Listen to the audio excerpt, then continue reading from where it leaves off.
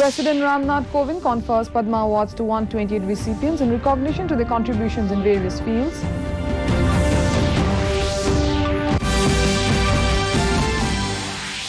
Prime Minister Modi and his Australian counterpart Scott Morrison review progress and strategic ties between two nations.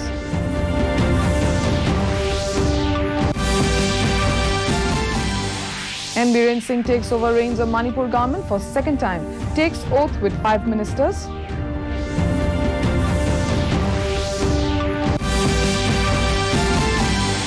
BJP nominee Pavitra Margharita, UPPL nominee Rangra Narjari and Congress nominee Ripun Bora filed their nominations for vacant Rajya Sabha seats in Assam. And members cutting across party lines discuss projects in transport and highway sectors in their respective states in Lok Sabha. A very good evening, viewers. Welcome to the Northeast News Bulletin. This is Anupa bringing to you the stories in details.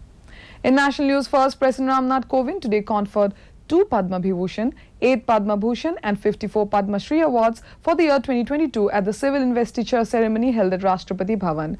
Amongst the prominent awardees were Padma Vibhushan recipients Radhe Shyam and General Bipin Rawat, posthumous, Ghulam Nabi Azad Gurmeet Bawa, posthumous, N. Chandrasekharan and Devendra Jhajaria were among those who received the Padma Bhushan awards. The awards are conferred in 3 categories: Padma Vibhushan, Padma Bhushan and Padma Shri. These awards are given at various disciplines such as arts, social work, public affairs, science and engineering, trade and industry, medicine, literature and education, sports and civil service.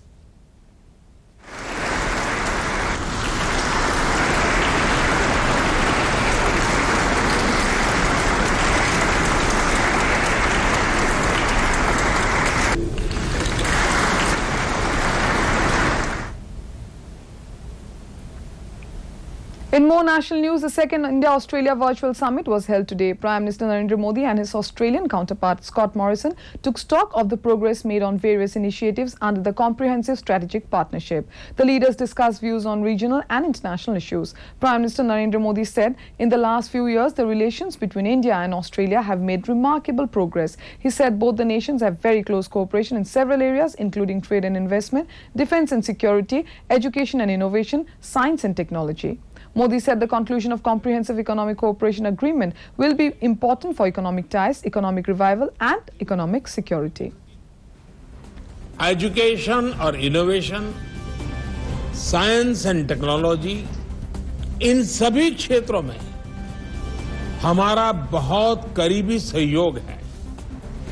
कई अन्य क्षेत्र जैसे critical minerals, water management, renewable energy, कोविड-19 research में भी हमारे बीच collaboration तेजी से बढ़ा है। हमारे बीच अच्छा सहयोग चल रहा है। हमारा यह सहयोग फ्री, ओपन और इंक्लूसिव इंडो पैसिफिक के प्रति हमारी प्रतिबद्धता को दर्शाता है।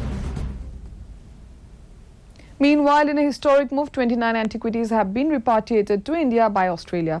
Prime Minister Narendra Modi today inspected the antiquities in New Delhi. The antiquities range in 6 broad categories as per themes. These are Shiva and his disciples, worshipping Shakti, Lord Vishnu and his forms, Jain tradition, portraits and decorative objects. These antiquities come from different time periods, with the earliest ones from the 9th to 10th century. These are primarily sculptures and painting executed in variety of materials including sandstone, marble, bronze, brass and paper. Representing a large geographical region of India, the antiquities are from Rajasthan, Gujarat, Madhya Pradesh, Uttar Pradesh, Tamil Nadu, Telangana and West Bengal.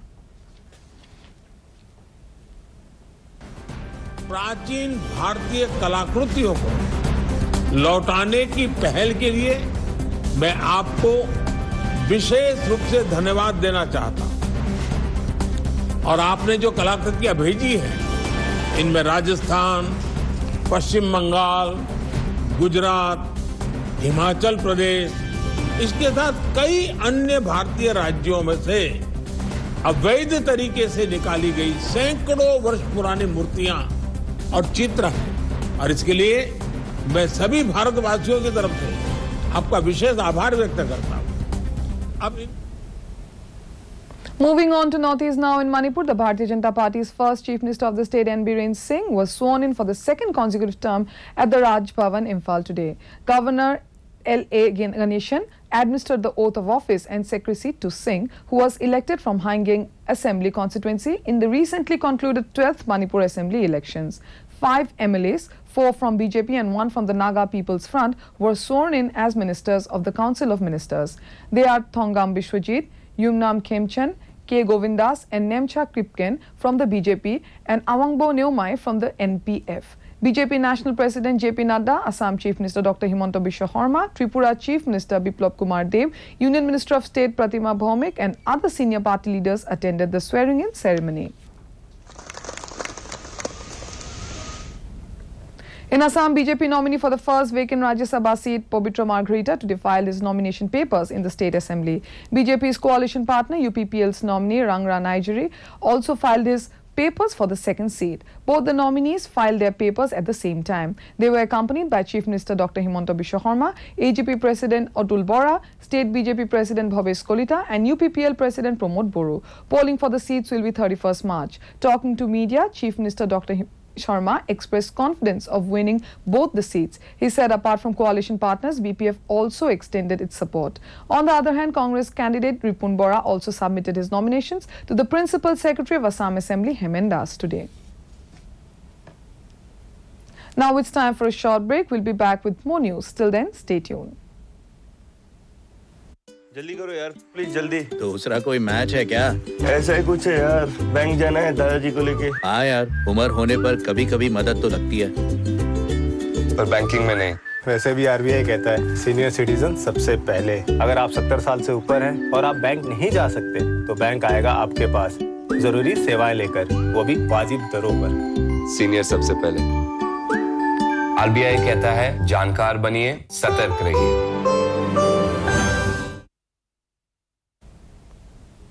Welcome back. In Lok Sabha today, members cutting across party lines talk about projects undertaken in the transport and highways sector in the respective regions. Speaking on the demands for grants on the Ministry of Road Transport and National Highways, members asked the government to consider undertaking certain specific projects as well as expedite the ongoing ones. Some members also expressed concerns over the safety and quality aspects of highways. Tapir Gao, BJP member from Arunachal Pradesh, appreciated government's efforts in constructing roads in border areas of his state. Bharat Margani, YSR Congress member, raised concerns on the increase in fatal accidents in national highways in Andhra Pradesh. In Rajya Sabha, Civil Aviation Minister Jyotiraditya Scindia, in his reply to a question from Praful Patel of NCP, said work on progress for expansion of air connectivity across the country is going on.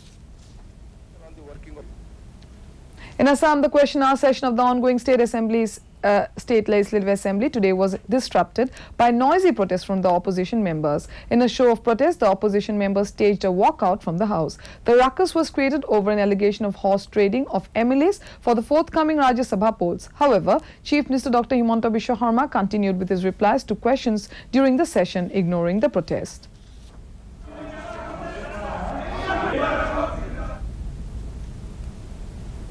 In more news from Assam, Governor Professor Jagdish Mukhi today attended the Gandhi Panorama Film Festival organized by the Kamrup Metro District Administration. The festival was held at Kaulaguru Bishnu Rabha Auditorium, Cotton University, Panbazar, Guwahati. The governor appreciated the organizers for the movie.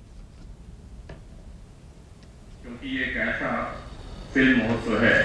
thought of Madame Blavatsky.